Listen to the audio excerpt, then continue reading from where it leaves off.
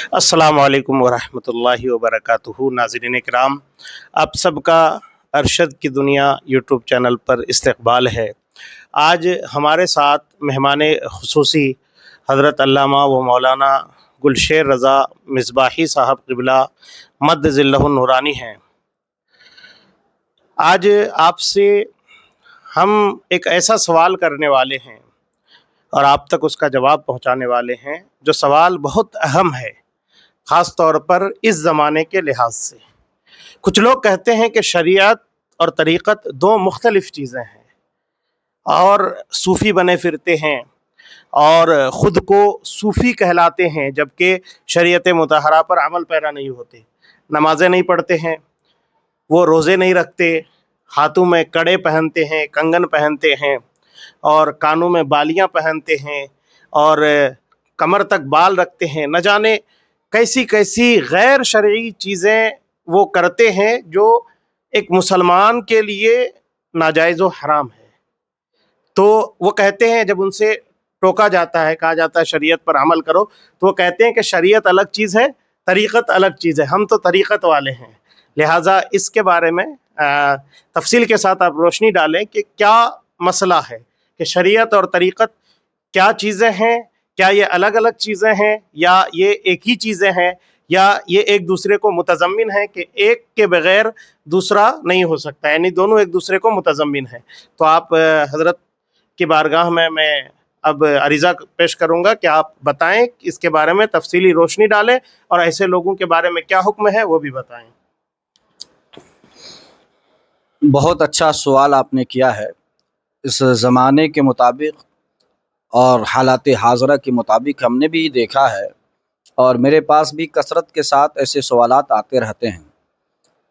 बहुत सारे ऐसे लोग हैं जो ये समझते हैं कि तरीक़त अलग है और शरीयत अलग है।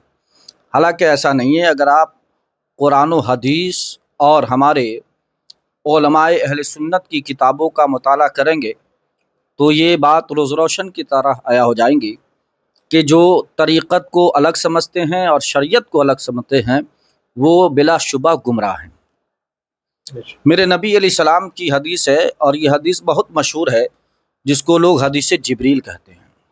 हदीस जिब्रील में अल्लाह के रसूल अलैहिस्सलाम ने हमें बता दिया कि तरीक़त और शरीयत कोई अलग चीज़ नहीं है, बल्कि जो शरीयत है उसी पर जो चलता है कसरत के साथ, उसी का जो आमिल होता है, दर हकीकत वही सूफ़ी होता है और वही राह सुलूक इख्तियार करके अल्लाह का क़ुर्ब हासिल कर लेता है।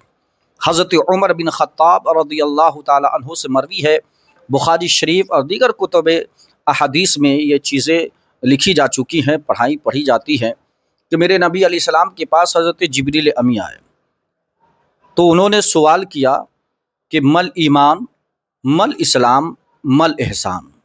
ईमान क्या है और इस्लाम क्या है और एहसान क्या है।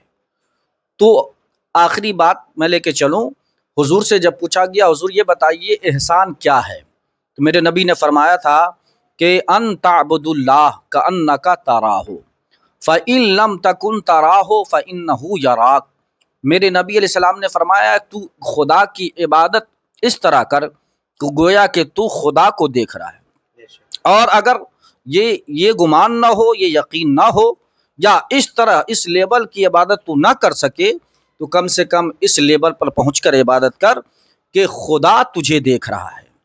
मतलब क्या हुआ? मतलब ये हुआ कि ईमान और इस्लाम, उसके बाद जो मकाम है वो एहसान का, तो ये दर्जा बंदी ज़रूर आखिर है, लेकिन जो ईमान वाला होगा, जो इस्लाम वाला होगा और जो ईमान और इस्लाम पर कसरत के साथ अमल करता होगा उसके अरकान पे, तो वही चल करके एहसान पे अमल करने वाला होता। एहसान ही ये तरीक़त है। दो चीज़ें शरीयत वाली हैं, इस्लाम और ईमान, और तीसरी चीज़ तरीक़त वाली है। उसी तरह आप देखिए अल्लाह के रसूल अलैहिस्सलाम ने यूँ फरमा दिया, खुद अल्लाह ने फरमाया कि या अय्युहल्लज़ीना आमनु तक़ुल्लाह व कूनू मास सादिक़ीन। इत्तक़ुल्लाह से मुराद क्या है? अल्लाह से डरो। उससे मुराद ये है कि तुम इल्म शरीयत हासिल करो, और जो इल्म शरीयत हासिल कर लेता है अब उसे हुक्म है कि इल्म शरीयत के साथ तुम आ गए हो, अब आओ किसकी तरफ?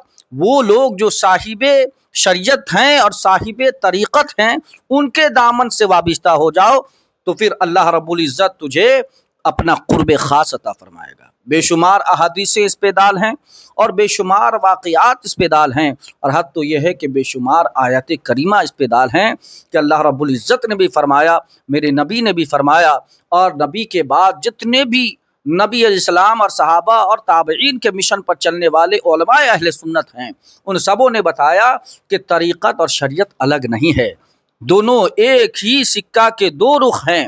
آج کل لوگ انگوٹھیاں پہن لیتے ہیں، میرے نبی علیہ السلام نے کیا فرمایا؟ ایک انگوٹھی چاندی کی ہو، ساتھ میں 4.5 ماشا سے کم ہو، یہاں تک کہ ہمارے فقہا نے لکھا ہے کہ اگر 4.5 ماشا والی انگوٹھی ہو اور اسے 2 بھاگ میں بانٹ دیا جائے، یعنی 2 انگوٹھی بنا کے پہنا جائے، وزن ایک ہو، تب بھی یہ ناجائز ہے۔ لیکن آج 5 انگوٹھیاں لوگ، کوئی خواجہ کی انگوٹھی پہن رہا ہے، کوئی وارث پاک کی انگوٹھی پہن رہا ہے، اور کہتے ہیں یہ ساری نسبتیں ہیں، منسوب کر کے میں پہن رہا ہوں۔ نہیں، میرے نبی نے جو فرما دیا وہاں پر ان کے فرمان کے مطابق جو چیز آئیں گی وہی شریعت ہے، اور جو فرمان مصطفیٰ کے خلاف ہے وہ کوئی بھی کرے، غوث اعظم بھی کر لیں تو وہ بھی کیا ہے؟ خلاف شریعت ہے، اور جو خلاف شریعت ہو اسے کبھی بھی اسلام میں شامل نہیں کیا جا سکتا ہے۔ اس لیے تصوف اور طریقت اور شریعت یہ کوئی الگ نہیں ہے، بلکہ ایک ہی شے کے دو رخ ہیں۔ جی بالکل، بہت ہی خوبیوں کے ساتھ اور بہت ہی احسن انداز میں آپ نے اس کی وضاحت کی۔ تو ناظرین، شریعت اور طریقت یہ 2 مختلف چیزیں نہیں ہیں، بلکہ یہ ایک ہی سکے کے 2 پہلو ہیں۔ آپ کو اگر کوئی شخص کہتا ہے کہ وہ طریقت والا ہے، شریعت والا نہیں ہے، تو آپ فوراً سمجھ جائیں کہ وہ ایسا انسان ہے جو کامل مومن نہیں ہے، اسلام سے مکمل طور پر اس کا کوئی تعلق نہیں ہے، کیونکہ وہ ناجائز چیزوں کو اگر طریقت کی آڑ میں جائز کہتا ہے تو پھر وہ انسان کیسے مومن کامل ہو سکتا ہے۔ ایسے لوگوں سے خود بھی بچیں اور اپنے گھر والوں کو اور عوام اہل سنت کو بھی بچائیں کہ وہ لوگ جو ناجائز و حرام کہہ کے اس کو طریقت پر ٹال دیتے ہیں، ایسا انسان کبھی سچا پکا مومن نہیں ہو سکتا، اور ایسا انسان تو ولی ہرگز نہیں ہو سکتا، پیر ہرگز نہیں ہو سکتا، عالم ہرگز نہیں ہو سکتا۔ یہ ایسے لوگوں سے بچنے کی ضرورت ہے۔ آپ کو اگر ہمارا یہ پیغام بہتر لگا ہو تو آپ اس پیغام کو آگے شیئر کر سکتے ہیں اور لوگوں تک پہنچا سکتے ہیں۔ آج کے لیے بس اتنا ہی، پھر ملتے ہیں اگلے ویڈیو میں کسی اچھی ٹاپک کے ساتھ۔ جب تک کے لیے خدا حافظ، السلام علیکم ورحمۃ اللہ وبرکاتہ۔